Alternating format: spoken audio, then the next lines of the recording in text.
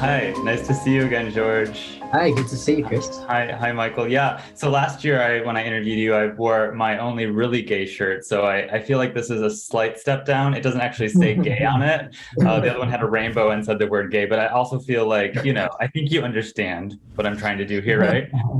I love I it. like it. I think it's like just the right amount. You know what I mean? Like, I feel like you guys have you've really like got the cool shirt memo. I've just gone too plain. I always feel like, I'm not doing enough. It's Pride Month now. So, exactly. You I got to go all have- out. Yeah, I should have the boa and all that. Anyways, it's always so nice to see you. I don't know how many tears you shed during the shooting of a lot. It looks like Michael shed some tears. Talk about that. Yeah, I mean, I definitely cried quite a bit. I love this show and I love this cast. It's been such an amazing experience. And yeah, I mean, it was emotional, dude. Like, I love these people. So I mean, even though it's not a goodbye, it definitely felt that way, especially in the moment. And it was a goodbye to Victor. And that in itself was really hard to just like say goodbye to Victor. Because I loved playing Victor. I loved being Victor. Such a big part of your life, Yeah. Yeah. No, it was emotional, like especially as a Brit, like us being much more like with our emotions. But it was such a like that final night, like everybody was just there was just so much love there, And I think it was just a lot of tears. I was curious thinking back since I've seen all the seasons, and I don't think you really knew each other before you started shooting La Victor, right? Yeah. So what was your first impression of each other, and how has your relationship changed from the first shoot to the last? Well, the first time I met George was in the chem read, and I knew that George was the guy. As immediately, I was like, "This is our guy, for sure." And even though, I knew then, I think like our relationship has just grown since then, and we've obviously become like, I would consider George like one of my really good friends, like one of my closest friends, and I know I could call George and chat to him about anything, and 100%. Yeah. I don't think that you get that often, actually, to be honest. Like, so sometimes you become part of a cast and you're not really vibing with everyone, but with this cast especially, like I love everyone so much, and it's just incredible. Yeah, honestly, from the get-go, there was definitely it was like you said, it felt really right. So I was really grateful that I got to be a part of this experience. But yeah, everybody's lovely. But yeah, Michael was just so genuine and just wanted everybody to feel good on set and just brought such a good energy. And yeah, I do feel like our friendship really has evolved from season 1 till now, and through jamming together and just being interested in other stuff and then coming back. You know what I mean? It was just so much growth in this time, and sharing that with you is bonded us in such a way that's you can't really describe it. George would call me when his car broke down and we had to fix it in Joshua Tree. 100%. And he lent me his truck for over a month. Oh, that's very, very kind, Michael. Yeah, he was very kind. Yeah. What else are you loaning out? What's on the table? Yeah. I thought I'd ask. What's my room? I'm gone. Your room? Okay, sure. That sounds great. Where do you live? I love it, California. If you're in California, I'm there. I wanted to ask you. You mentioned music, George. You're both musically inclined, and the fans are really hungry for a collaboration between the two of you. That's a recording that we can just enjoy for the rest of our lives. Is that something you talk about? Why isn't that on YouTube? Yeah, we haven't really done that yet. But yeah, actually, I don't know why we haven't talked about it. That would actually be definitely should. Yeah. We have played music together before. Plenty of times. Michael used to host these jam sessions where everyone would kind of switch instruments and stuff, and it's very fun. Yeah, maybe we can have a go at writing a little something, or I don't know. It's funny because we both have our guitars next to us. Right now. I mean, let's do it now. What key are you in? Great, yeah. Oh, amazing. 3 years with these characters is a pretty long time for you both. It is. What have you learned about yourself by playing them?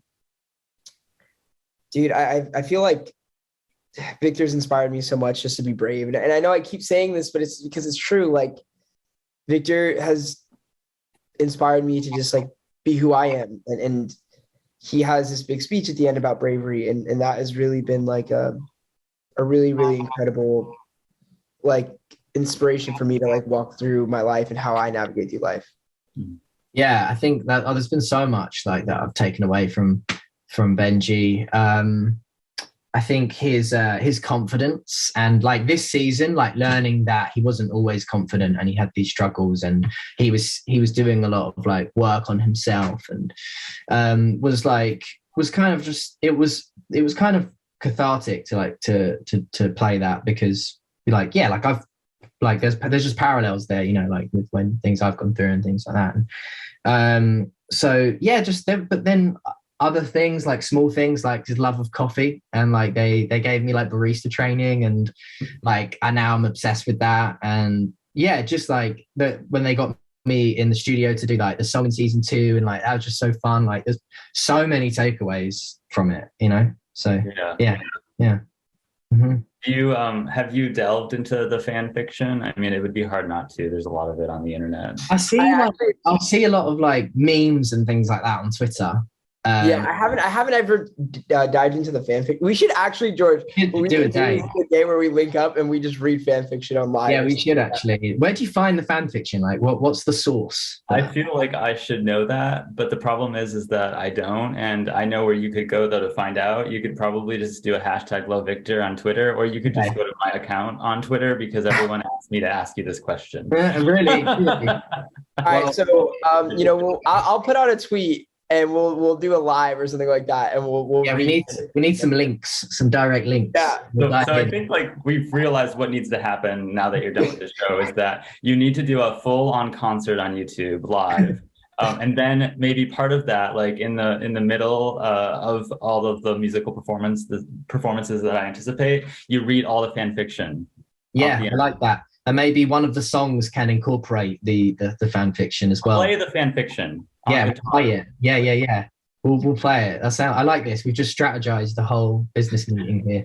Yeah. I think we really got some headway going. So yeah, you figured out your future.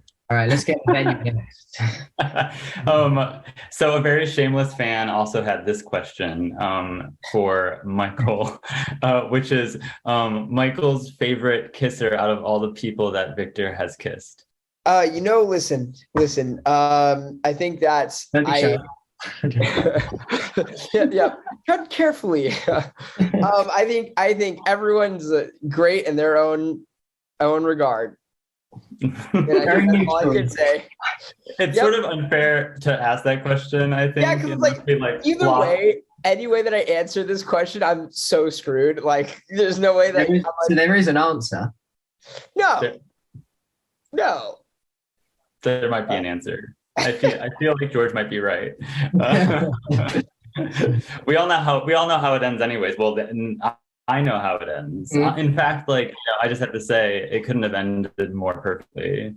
Yeah. What a full circle, you know. Oh, thanks. Yeah, no, it was definitely very full circle. Do you think that you have interest in playing other LGBTQ plus characters in the future? Yes. Yeah, for sure. Definitely. Yeah. For sure. Mm-hmm. Have they come your way? Is there interest?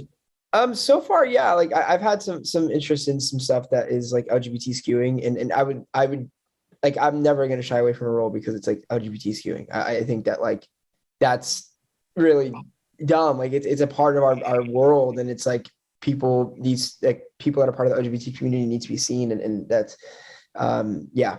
So yeah. I'm just like kind of back to the drawing board, auditioning quite a bit. And, you know, if a good part is a good part and it's a good character, then yeah, of course. Yeah, absolutely. What did you take from the set as a memento? And by take, I mean like borrow, not steal. Borrow permanent. Yeah, I didn't steal anything. You got away with something quite hefty, didn't you? No, what are you talking? I got just the truck that you drove. Yeah. Victor's first car. I took some stuff from Victor's room that I thought was like, just felt like I needed to have it. I got this bracelet. that I love. It's like a memento of the character. And I also got the I'm just looking at it over here. It's the, like, you know, the tamper for the espresso for the porter filter. So from one of the first things we filmed with the scene where he's pressing, you know, he's tamping the coffee. I got that. I got the tamper for that. So I use that every day because I make coffee at home every day. So I still use it. Amazing. You are essentially, you are Benji. We're just merging at this point. Yeah. I have to wrap. But a film, if a movie comes your way, a Love Victor movie, would you say yes to it? Yeah, definitely. Yeah. 100%. Love to work with Michael again and everybody else. Be great. Awesome. Well, that's all I needed to hear. It's always a pleasure to talk to you both. Thanks so much for doing this series. Thanks. It meant a lot to a lot of people.